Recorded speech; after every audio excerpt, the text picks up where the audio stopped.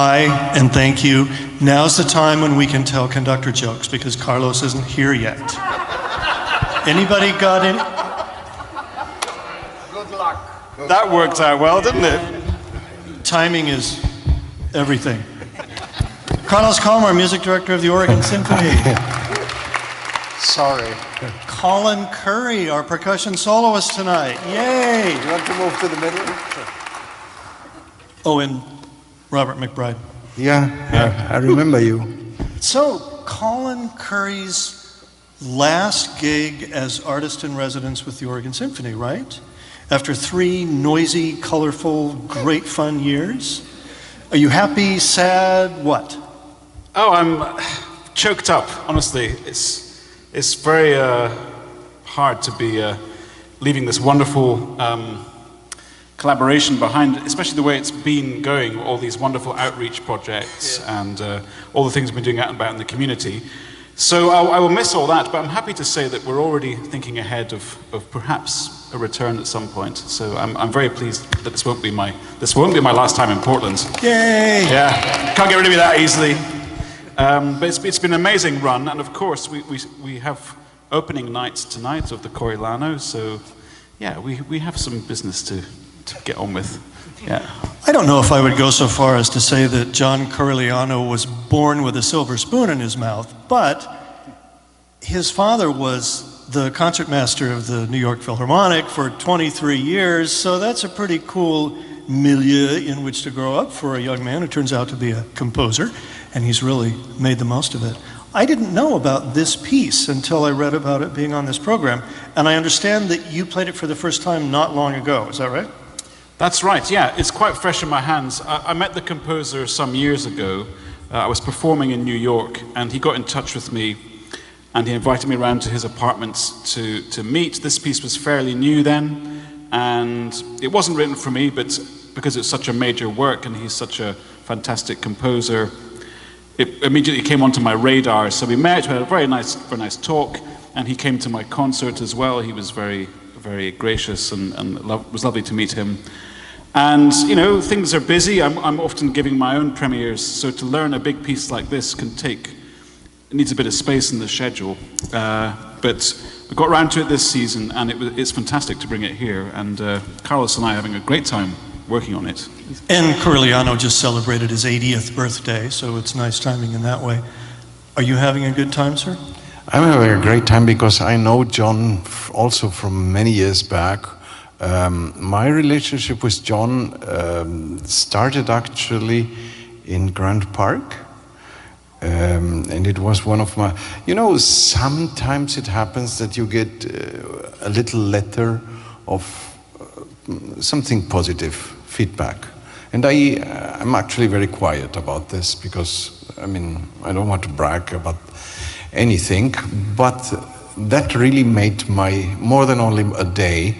So I was in Grant Park, brand new there, as the principal conductor. I think it was even the year 2000. And I conducted John's Symphony No. 1, Rage and Remembrance, which we are bringing next year here to this wonderful hall. And this is a piece that was premiered by Chicago, just a stone throw from where we were, by Chicago Symphony with Daniel Barenboim. And John did not know anything about, he didn't know much about Grant Park and certainly had never heard my name.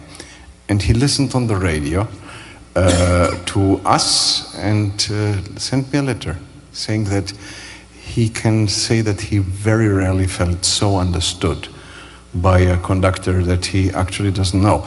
And from that, we kind of did a couple of collaborations. He wrote a piece for us in Grant Park, an overture. We also did his Symphony No. 2. At that time, he had only 2. And the Symphony No. 2, which I also love, it's also a major piece of music. It's pretty much 45 minutes long, and it's for strings only. Quite an undertaking for the string section of an orchestra. But I always, ever since I conducted works by John, and especially Rage and remembrance, I have been asking around many places to do it, and it has taken a while until, because it's a huge orchestra and not everybody wants to pay for that. But well, here I'm the music director, you know. And also I think there is never a good time to play a piece like Courage and Remembrance, just to say one more sentence about something that is coming up in a little over something like a year from now. But I think that actually a piece that deals with remembering with tenderness and anger people who died of AIDS, it's always a good thing that we remember that disease exists, and the entire thing with homosexuality is in our mind one way or the other. But now, thanks to Colin and thanks to the kind of unfortunate issue that Andy Akiho, who was due to write a piece for all of us, and simply due to personal circumstances didn't finish the piece, and at the end, thanks to Colin, we all decided, you know, Andy, instead of just whipping it out in a rush, and then you might not even be happy yourself, just take your time, we will do it at a later date with this guy. And we asked Colin, hey, what can you play? And he came up with the Conjurer, which I had not known. And I must say, it's kind of like, to me, it's like visiting an old friend, because I recognize John's writing in many, many, many aspects of how he actually deals with orchestras and how he deals with colors. And in this case, actually, this is a piece for, as you say, it's busy. It's percussion and strings and a tiny bit of brass, but a tiny, and it's fun. And the title refers to the fact that the composer thought that the soloist kind of conjures up these sounds and these themes and then leads the orchestra on this journey with them. And is it not true? Well, look at all this stuff. So do you do all this? You do all this, okay. Wow. So this is an aerobic thing for you too. Doesn't he ask you to conjure up an instrument, a bunch of wood sounds? Yeah, well, each movement begins with the cadenza, and no more so than in the first movement, never more so than in the first movement, it sort of very gently takes the listener and the ear into the right musical place for what happens in the rest of the movement. I think that's fair to say that happens in all the movements. And it's a lovely idea. So I'm the protagonist very much at the beginning of each movement, and then the material will feed into the orchestra, and then we collaborate, we duck and dive, sometimes together, sometimes not so sure, strong, weak in dialogue. All these things happen in the piece. There's a lot of interaction, interplay, back and forth, discussion, musical discussion, but always beginning with me sort of, conjuring. I think it's a wonderful title, Conjurer, just to sort of a little bit of sort of mystery and magic in the music. Mm-hmm. You're very kid-like, you know that? Don't you think? He's just got this youthful, this is fun, let's do it, kind of spirit. I love that. It's actually interesting that Colin mentions that at the beginning, the first cadenza, so he starts, and it's very quiet at the beginning, he starts alone, this piece, that you actually say that it's kind of, you ease into kind of the material of which technique, of course is right, but for one reason or the other, and of course you can tell me, oh, that's completely wrong. But I remember one piece that we did together back in the days was by Josef Schwantner, which is Alberich Saved, which actually is, and you will immediately understand why I mentioned that piece, it is the end of the Götterdämmerung, the last of the operas of Wagner, the last 8 bars, and then Alberich, who is a person in the opera by Wagner, kind of starts like And I feel with the Conjurer at the beginning, for whatever reason, I feel you're the magician and you walk into your room where you have all these ugly potions and you're like,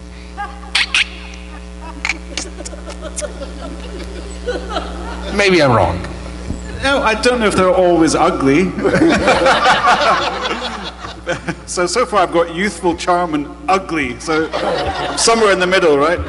Maybe. Whatever you want, he can do it. Yeah. But I think there is that idea that, especially at the beginning, I mean, I'm not playing it for sort of theatrical gags or anything, but I think there is something at the beginning. It starts just one or two notes at a time, and it's almost like I'm just sort of deciding quite how things are going to go. And it takes a little while for things to get going, in fact. And that's part of the charm of the piece. I think there's a lot of tension in there, quite a lot of nervous tension, and that's good, it's interesting. I mean, it will keep you on the edge of your seats, but it does have that intensity and slightly uncertainty about the music, which direction it may go. I think there's drama in the piece very much. You mentioned Joseph Swantner. You've played a lot of modern percussion concertos. Where would you say this one ranks in terms of difficulty? Oh, difficulty? It's hard to pull off, yeah, for the soloist. There's lots of key points of integration that happen really in the moment. It's a very spontaneous piece because some of the music is improvisatory, so there's a lot of things happen very much on the moment. So some of the gestures have some flexibility, so between the two of us there's a lot of reacting on the moment. And also, with that, I'm very careful. I mean, I don't do a lot of improvising, and I'm very, very careful about that because that's a very specific skill of which I'm not entirely experienced. But with this piece and the bits of improvisation I do, I'm trying to make them very much in his structure and in his language, and never kind of go too far off-piste. So it's very, very important to keep it all quite tight within his composition. I hope you'll get a nice letter from him saying how good you are at understanding his language. I'm sure he would.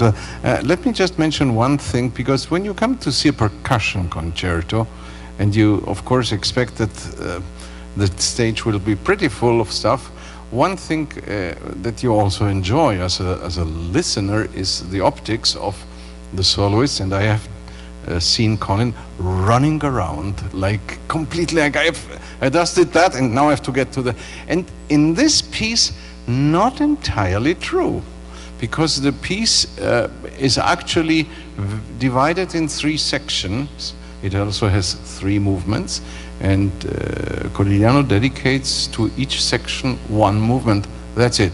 Okay, here you're kind of, because of how large this marimba is and what is on top of the marimba, you're kind of very busy.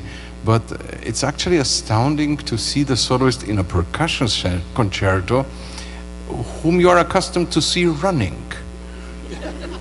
In this piece you will see him walking. Very... I want to know no one what can rush me in this piece. I want to know what your house is like. I mean, how do you deal with this stuff at home? It looks a bit like this. Let's go. I mean, even the marimba is gigantic, right? Yeah, percussion is a challenging instrument to absorb because there's a whole box of tricks in there, and every piece you do needs new inventory. So yeah, I have a lot of things at home, and a bit like a conjurer, lots of things I can peer in and look at and decide to use on one day or the next. But that's part of the fun of it. I'm a collector at heart, so yeah. Now I'm collecting cowbells. Hey, you can come back for Mahler 7 at the end of the season. That one's full of cowbells. Yeah. Oh, and tell the gong story that you told us backstage. Yeah, we're talking about, well, you know, we have to kill the time somehow. So we were talking about gongs, and actually, I was telling them about, we were talking about gongs from the Far East and different parts of the world, and I was telling them about the time that I was traveling in Bali, and I wanted to buy a gong. I wanted to buy the biggest gong that they had, and so we paid someone to take us to this village, and the village was called Gong. So we went to Gong and bought the eponymous instrument, and it's still with me, and it still sounds great. So how big is it? Oh, it's like 30 inches diameter, and it's incredibly deep. It's wonderful, yeah. But that's the thing is, you can't travel with that thing. I put it in the overhead. No, you can't travel with that one, but it does my concerts around about London. It's a lovely instrument, and when dinner is served, it comes in handy. So, what did you travel with that's on stage tonight? Yeah, well, I have to thank the orchestra and the percussion team here. They always lend me a huge amount of things. I'm very grateful for that. But I try and bring some of the more specific instruments. So over here, one of the conceits of the wooden movement 1, all instruments made of wood, was to extend the marimba with this unpitched extra keyboard on top of it, which is made up of a huge number of wood blocks. And I brought all those there, so they're all mine. Yeah. I want to say that since you travel from abroad, that must cost a fortune. It's costing your orchestra a fortune. Well, no, it's actually it's the best way of doing it, because to get those locally would be very difficult, and it's very specific. So we try and work it out. So I'm not bringing too much, and they provide all the heavy things, and then I usually break something here, but they still keep asking me back. Well, having said that, this is the conclusion of my residency. So let's see what I break this time. Oh yeah, feel free. Do you have any of those little Thai frog scraper things? Yeah, I used one in a concerto recently, the frog thing. Yeah. Yeah. I used to have Great one. sound. Oh yeah, they're these little wooden frogs, and they've got ridges on the top like a wiro, and a little stick, you Yeah. scrape it, and it goes right. And I had one until my puppy found it, and And what? well, he kind of chewed it up. Oh, Like, I see. Yeah. Okay. Yeah. That's the fun thing about being a percussionist. Is I mean, I am still in the learning process, because I was musically educated. I studied in Vienna, and Vienna, unfortunately, in terms of percussion and variety of percussion, is not the place you want to be. It's not that the school of percussion there is bad, not of that, but in terms of variety and learning new instruments. So during my time actually with Colin, I learned so many things that he will probably say, but that's very normal. I mean, the first time he came with a little gong and submerged it in water, I was like, oh, that's a nice sound. I have never heard a frog. And I assume that you have a lot of those very weird instruments at home. Yeah, a frog can be arranged. And, So you will come back someday and play the concerto by Andy Akiho, probably. We think It's we will. likely going to happen. Okay, good. All right. Do you want to scoot and warm up and stuff? yeah, I'll probably do some scooting. Okay. But I really hope, I'm sure you will enjoy this piece. It's got a wonderful shape, and each movement is its own world. It's really a piece that focuses the attention in 3 very different ways.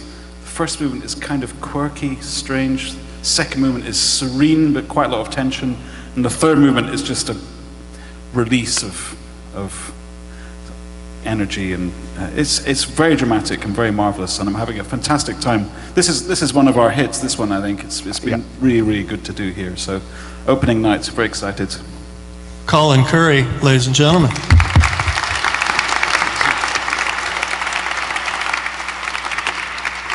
We are so fortunate to have people like that come here and That's a perform with great performer. you. Yeah.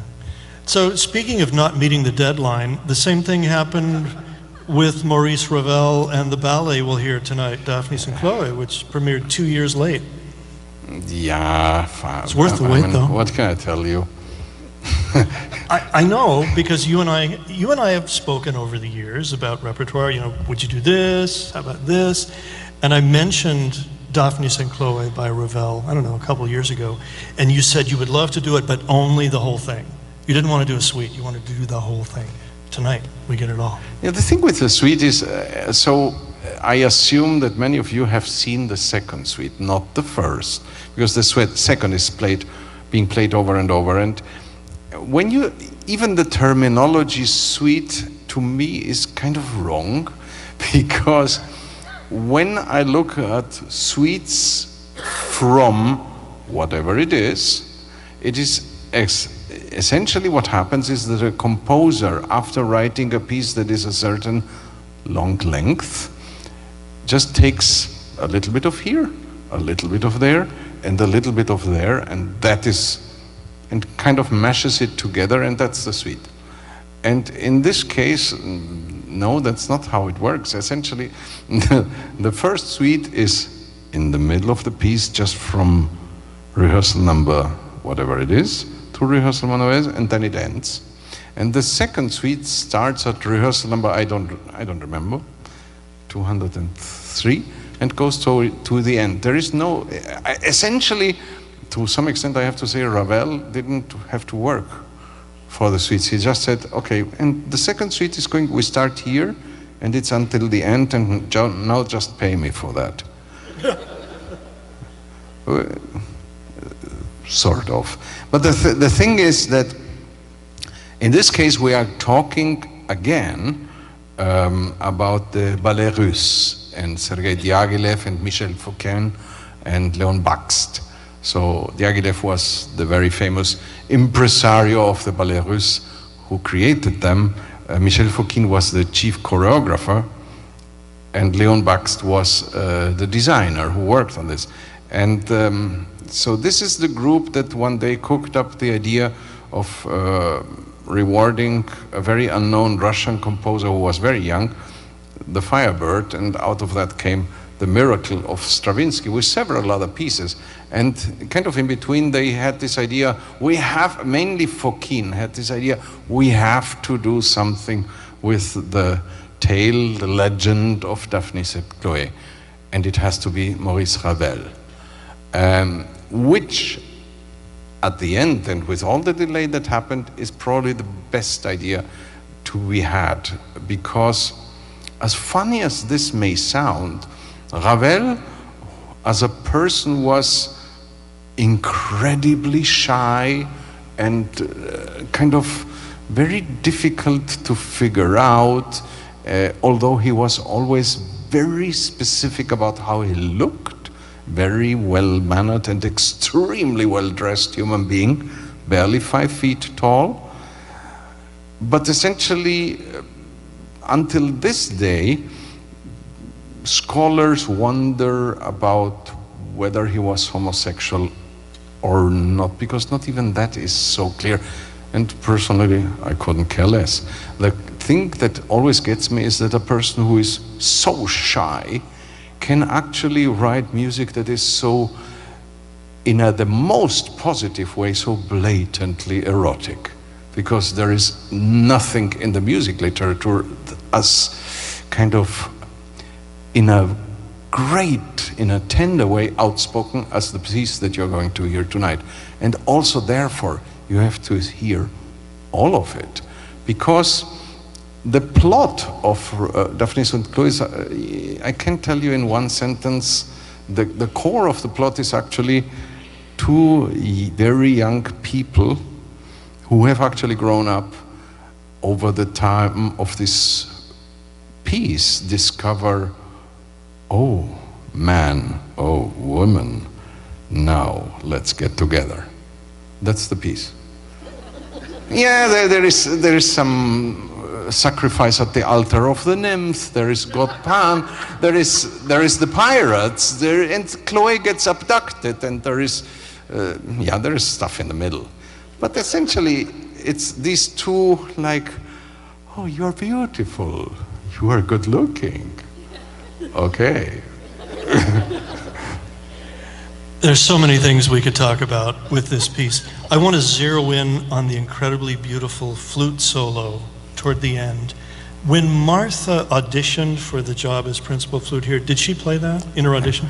Every audition for principal flute I would dare in the world has this solo. Because this solo it's technically not incredibly hard. Okay, let's say the solo is in 2 sections. And what you get in auditions is the first part, which is slow. But it's musically difficult, and you have to have tremendous breath control, and you have to shape very long phrases really well so it does make sense, and then you have to, of course, try to please the music director, which Martha does. I mean, she's such a great talent. And in a way, the great thing about really excellent flutists like Martha is that then we come to this place and I conduct, and all I do is listen. And then I say maybe 2 or 3 encouraging things. That's all there is. Because she knows. She knows. It's fine. It's great. Can you please try here a little more of this? And that's all my advice. Yeah, I'm looking forward to that moment tonight. Have you ever been in the theater in Paris where Daphnis and Chloe was premiered? The opera? Was it in the opera? No, it was in the Théâtre du Châtelet. No, I was not in Châtelet. Because I wondered, that place must have an enormous orchestra pit. This huge orchestra and a chorus? Craziness. Well, you wonder a little bit. So, in terms of the interesting things in this piece, just to say it very quickly, it is first what you expect, which is incredible orchestration all over. The way Ravel treats an orchestra is amazing, very colorful. But the real one little kicker, it's not much, but it's important, it's the chorus. Because there is a chorus on stage or behind the orchestra, and it's wordless chorus. So all they do is stuff like that on different vowels. And essentially they are integrated within the texture of the orchestra. So sometimes you just distinguish the voices as a color. And one time, just before war breaks out in this piece, is for 3.5 minutes the chorus sings alone. Scary moment, because it's difficult. That part is really difficult, and Ethan Sperry and his young singers are doing a fantastic job. This is Ravel's biggest piece. He wrote a couple of operas, but they're small scale. This is the big orchestra, plus the chorus, plus it's about an hour long. So this is really his masterpiece. This is, I mean, it's hard to say whether it's his masterpiece. It's one of them, because yes, there are 2 operas by Ravel. I've conducted one, and I must say it's an absolute masterpiece. The thing is, Ravel did not write for orchestra, not that much. The opera is, yeah, you can oversee it, it's probably considerably less than 20 pieces, or maybe I'm completely wrong. Anyway, but it's not, he didn't write 104 symphonies. And every piece is like, whoa, bolero, my goodness. How can you pull up, and Rhapsodie Espagnole, more Spanish than all the Spaniards. Alborada del Gracioso, and if you ever go and have in a program the Pavane for, in English, for a dead princess. Yeah, please go. It's just, it's like, your heart is there. But in this piece you have a lot of very expressive romanticism in a French way, and towards the end, when the 2 youngsters come together, just use your imagination. It's a bacchanal. Thank you so much for being here. This is going to be a fantastic concert. You'll love it. And so will I. So there. Carlos Kalmar. Robert McBride. And thou. I'm going to go to Ravel's house.